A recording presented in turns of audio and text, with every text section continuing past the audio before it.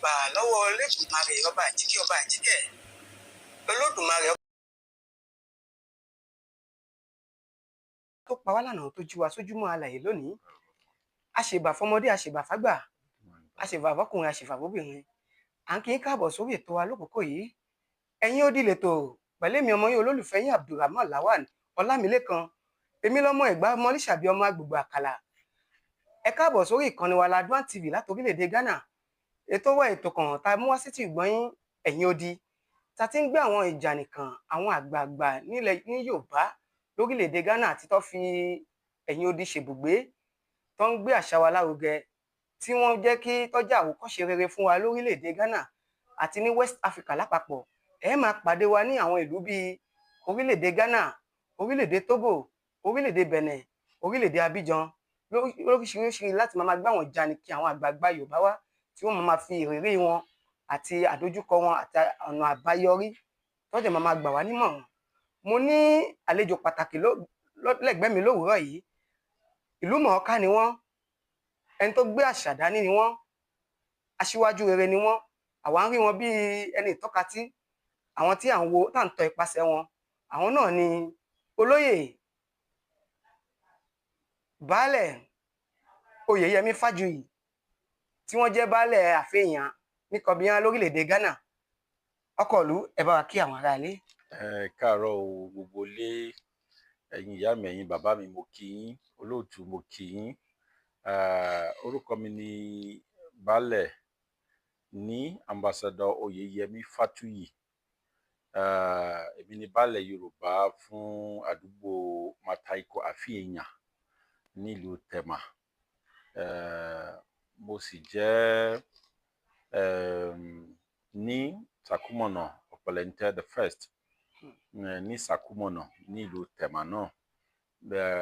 Èmi ni outgoing president fún Greater Accra Yorùbá Community ní ọwọ́ yìí. Mo sì jẹ́ ọmọ bíbí ìlú Ìkejìlé ní Iléṣà ní Ọ̀ṣun State. Mo ti dé ìlú Ghana yìí ó ti ṣe díẹ̀ pẹ̀lú ògo lọ́wọ́ Ọlọ́run Olódùmarè. Adẹ̀dúpẹ́ lọ́wọ́ àwọn tí Elédùmarè rán síwájú tí wọ́n balẹ̀ jẹ́ àwọn bàbá wa, àwọn ìyá wa tí a bá ní orílẹ̀-èdè Ghana tó jẹ́ kí ìlú gbà wá. Adúpẹ́ lọ́wọ́ Ọlọ́run Olódùmarè á lọ́ra àwọn tí ó ṣì wà láyé. Àwọn tó dẹ̀ ti lọ Olódùmarè á filẹ̀ dẹ̀ wọ́n. Àwa náà tá ń bọ̀ lẹ́yìn á dàgbà rí àní dàgbà yà lágbára Ọlọ́run Olódùmarè. Ọkọ̀lú tí a bá ń bi ni ó ti tó ọdún mélòó tẹ́ ti wà ní orílẹ̀-èdè Ghana? Mo wọ ìlú yìí ní December 19, 1999. So ọdún yìí a máa pé 25 years tí mo ti dé ìlú Ghana. Báwo ni ojú wo lẹ fi ń wo ìran Yorùbá lórílẹ̀-èdè Ghana àti pé àwọn ọ̀rọ̀ ìyànjú wo lẹ ní fáwọn ọ̀dọ́ wa tó ń wo orílẹ̀-èdè yìí lákòókò yìí? Yes, lákọ̀ọ́kọ́ adúpẹ́ lọ́wọ́ Ọlọ́run Olódùmarè, adẹ̀dúpẹ́ lọ́wọ́ àwọn bàbá wa tí orí yàn tí wọ́n kọ́kọ́ délẹ̀ yìí. Wọ́n gbé orúkọ Yorùbá lárugẹ, wọn ò dẹ̀ bà orúkọ Yorùbá jẹ́. Tí ó bá jẹ́ pé wọ́n bàjẹ́ nígbà táwa dé, àní máa sọ pé ọmọ Yorùbá ni àwa. Torí iṣẹ́ takuntakun, iṣẹ́ ribiribi táwọn ti ṣe ní orúkọ wa làá náà fi lè súnmọ́ wọn láti lè sọ ní pé ọmọ Yorùbá ni wá. Iṣẹ́ dáadáa ni wọ́n ṣe, inú mi dẹ̀ dùn, orúkọ wọn dẹ̀ ní bàjẹ́. Iṣẹ́ rere náà dẹ̀ sì ń ṣe lórí àwọn ọ̀rọ̀ ọlọ́ba, ọ̀rọ̀ àwọn olóyè, ọ̀rọ̀ ọjà àti gbogbo ọ̀rọ̀ ẹ̀sìn nílẹ̀ yìí. Dáadáa ni láàrin wa, kò sí gbọ́n mi sí omi ò tó. Èdè àìyedè ò sí láàrin àwọn ọmọ Yorùbá, a dẹ̀ ń lọ síwájú.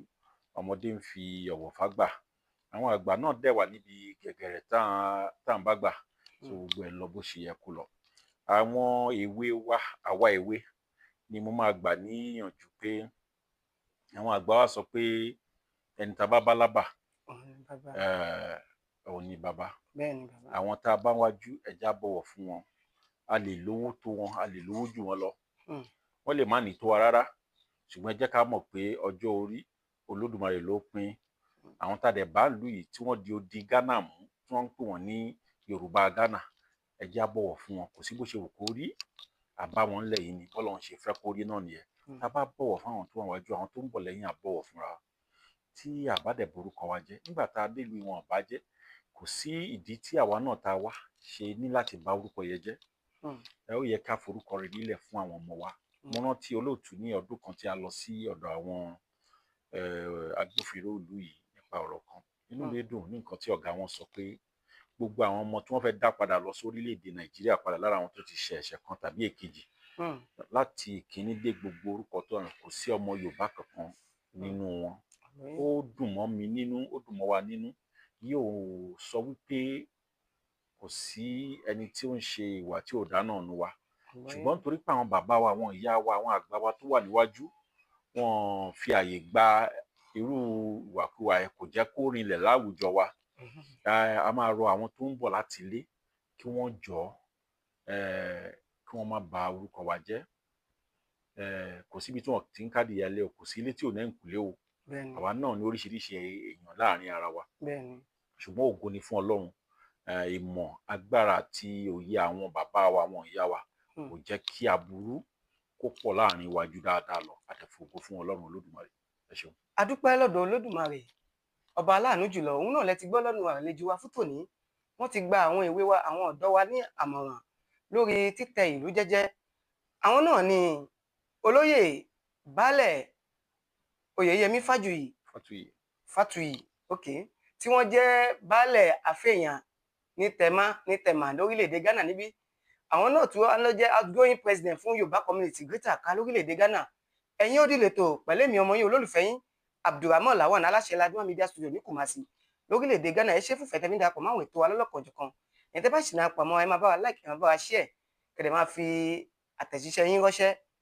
Orúkọ mi ò yípadà, Abdulrahman Lawan. Bàbá wa tí a bá ń bi ni, à ń gbọ́ ìròyìn ètò wa, ètò kan tó ń bọ̀ lọ́nà. Òun náà ni Yorùbá Day 2025. Kí ni ètò náà dá lé lórí? Mo fẹ́ kẹ́ ṣàlàyé níwọ̀nba fáwọn aráalé kó mọ kókó ètò náà.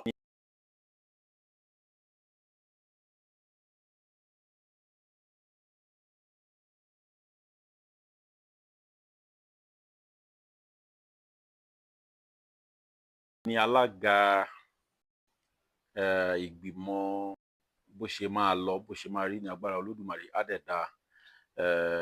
Ó jẹ́ ètò tí àwọn àgbà wa gbélẹ̀ ní abẹ́ ààrẹ wa àgbà Alhaji Olóyè Malam Babatunde Yahaya tí à ń pè ní Alhaji Ahmed. Àwọn ni ààrẹ wa.